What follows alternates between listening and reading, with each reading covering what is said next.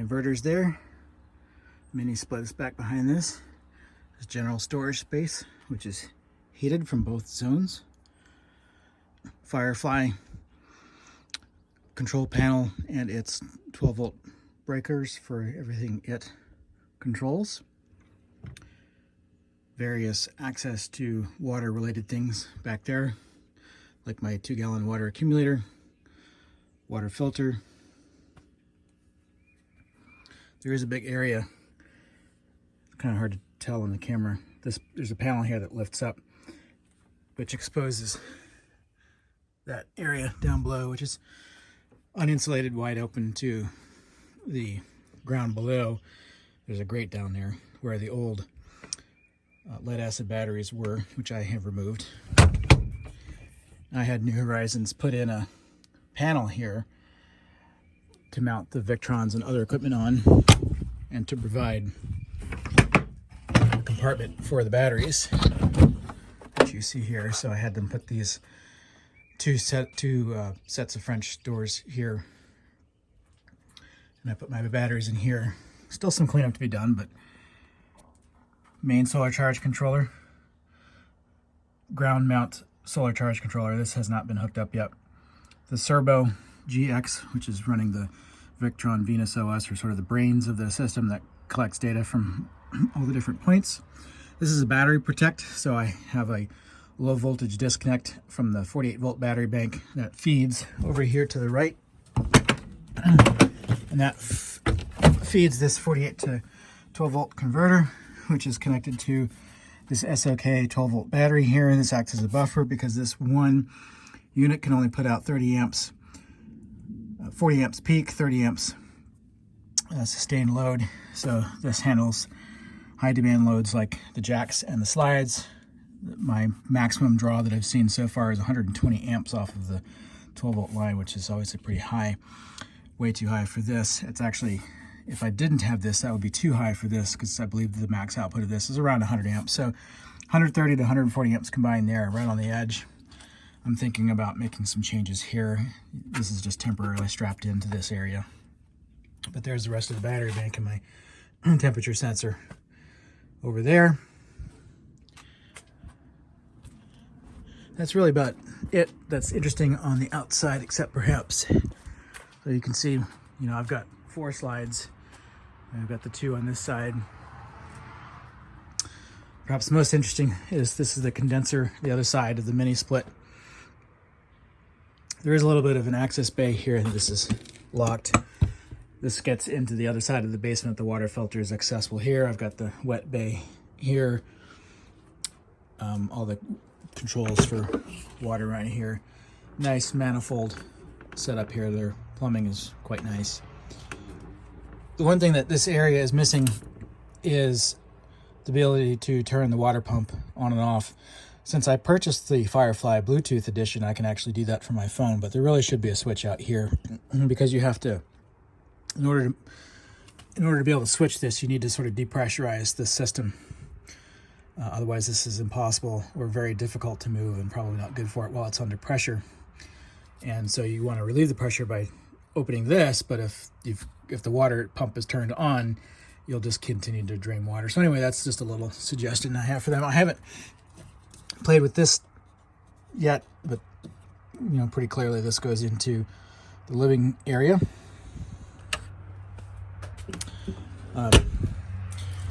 And then just sewer hose storage, as well as the freshwater reel. In the back, I had, in addition to the 50 amp plug, that's not locked yet. The 50 amp reel here, I had them put in a Cat 5 Ethernet. So I've actually got that running into my parents' house. So I'm leeching internet off of them through this. Yep, the door needs a little adjustment. On-demand hot water heater here. This is the output of one of the 2 propane furnaces. There's the other one. Okay, now that's about all that's interesting here. The jack panel to manage the jacks are over there, and the sensor for the jacks is right here. I dismounted it so I could put the battery here, so the jacks no longer know what level is. I need to remount this and recalibrate so the auto leveler works, but that's what that is. Over here, beyond the basement, there's just got access to propane. There's a 40-pound bottle here. There's one on the other side with a switch that does automatic cutover between the two. Access panel for hydraulics for the braking system. Panel for winterizing the refrigerator. That hole is for dropping down the spare tire that's down there. And I did have them put in a propane line. Now I forget where it is. It's probably not on the slide out. There's a propane line connection down here somewhere, which I'm gonna tap into. There it is. So I'll tap into that so I can run the generator off of this or a grill. And then we shall pop inside the most important part. They have created a really amazing design. This is the rear kitchen design. I'm still moving in, so excuse the mess, but this is the rear kitchen design. This is the rear of the unit. I had them, Drew, my sales consultant associate, suggested a bigger window here than the original design. That worked out great. I love the big window here. I had them add a full-size fridge. They usually had a cabinet depth, a more shallow fridge here, so I had them add the bigger one here. I got my coffee machine, dishwasher, farm-style stainless steel sink, Blue Star commercial range. These burners are massive, and they're open burner. So there's, you can see the flame goes all the way, and that makes for a much hotter. I've got a problem with that one lighting. Now that's the simmer burner. Anyway, so being able to do custom stuff like that is something that New Horizons is all about. That's the microwave, the Whirlpool microwave that they like to use. It's a convection oven as well. I happen to like that particular microwave, so I went with it. Up here, I'm too short to open that. But behind there, I had them add a power plug and an Ethernet jack, so my wireless router is up there, and I also have wires that go from in here, antenna wires that go from here to the outside, so I can hook up my external antenna without running cables through the window like I was in the other RV.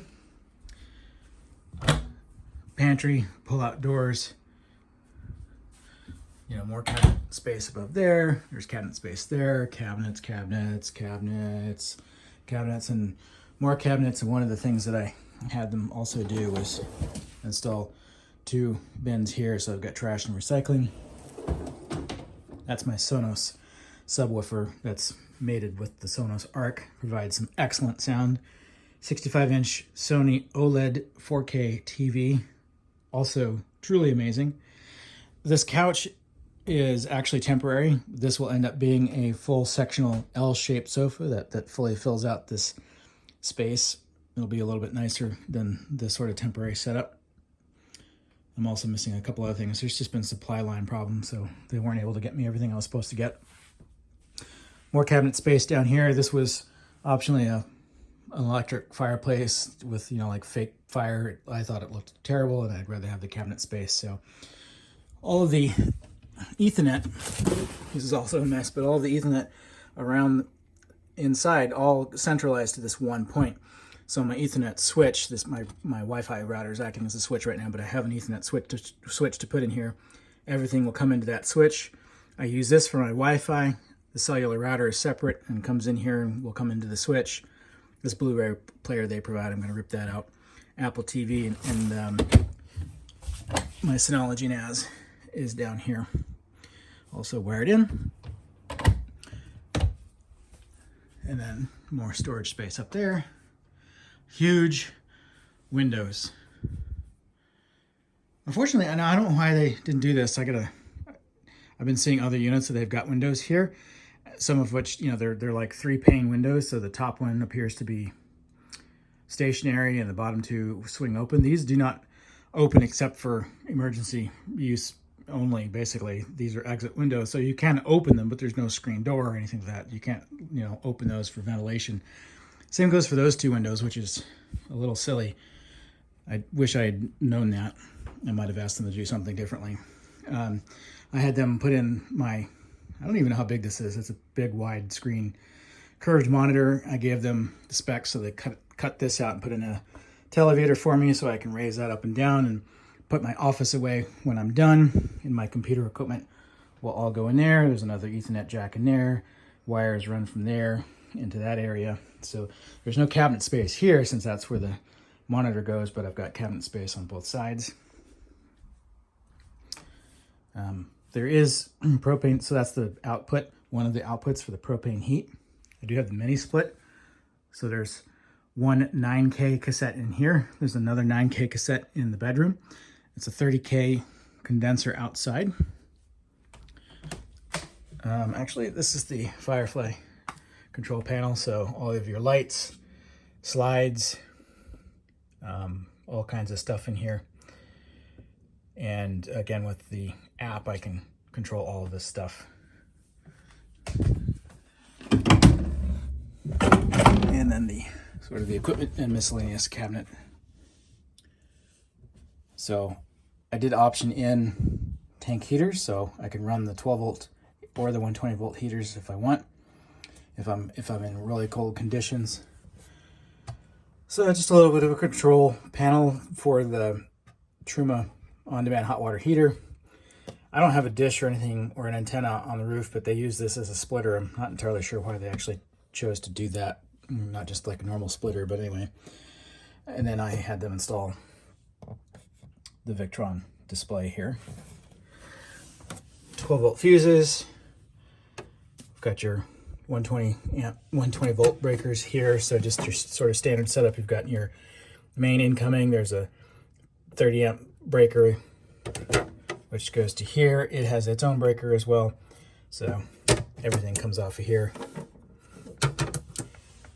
This is their surge protector. I have it off. I'm not going to use this. I'm gonna go wire in.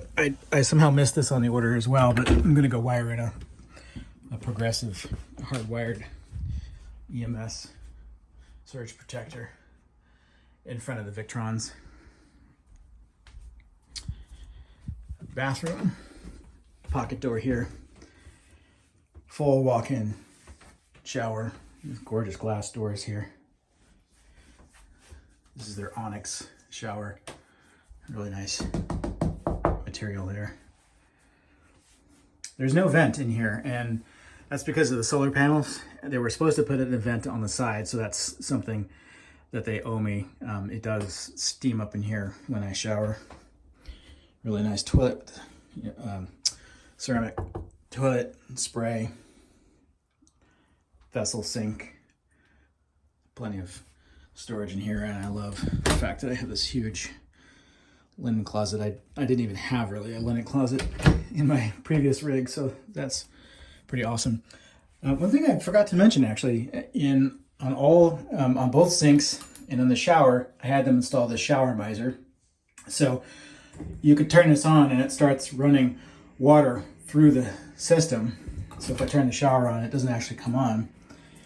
And then if I count to say 15, or maybe I go and do something and come back, what's happening here is it's taking water from, if I were on the tank, I'd be taking water from the tank and running it through the hot water system and getting the hot water right to this point, so that I'm not wasting water waiting for it to get hot. It's going back into the tank directly, and when I'm ready for some hot water, I just hit that. And if I'm doing a military style shower, I can turn it back off again and then turn it back on when I want to rinse. And that way the water is at the temperature I had already set it, so I'm not fiddling with this. The water is still hot.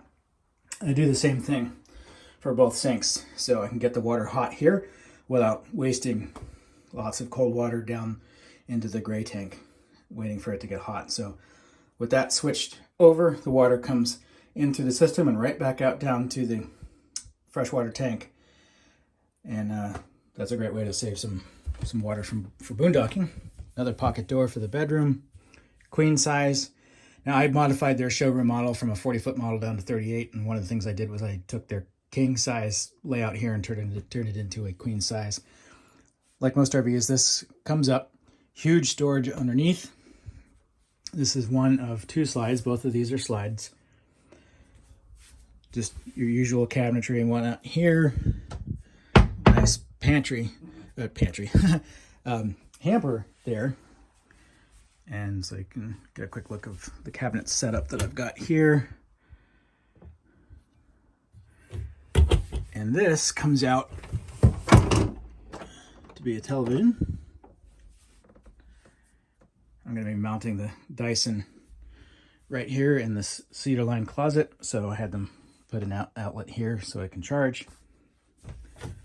So this is their closet setup. And washer and dryer, I had them give me the Miele washer and dryer units, primarily because the dryer is a heat pump dryer and is a lot more efficient than your normal 120 volt sort of resistive element dryer. Again, important to me for boondocking. If those were full size units, I would have gone with propane, but nobody makes propane in these compact, narrower units. And that's pretty much it. I can't think of anything else to really show. That's just the control for the propane furnace. There are some,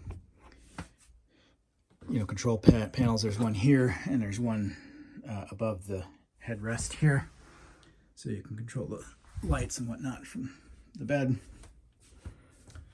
But I don't know if the video really does this justice. This is a fabulously large sort of living area. You can maybe get a sense of that from this angle, but it feels like a house in here, not an RV.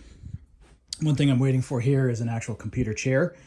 That's on the way. This is a breakfast bar, lunch bar, so it's a 36-inch countertop instead of 30, so standard sized computer chair doesn't work there, so I'm waiting for a taller, like drafting sized height chair.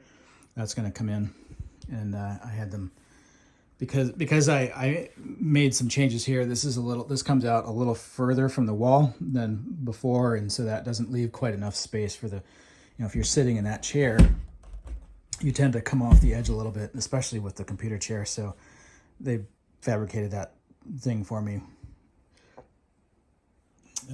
Yeah. Well, there's a quick and dirty 18.5-minute tour. Let me know if you have any questions. I will be happy to take more video or just answer questions and comments. Thanks for watching, guys.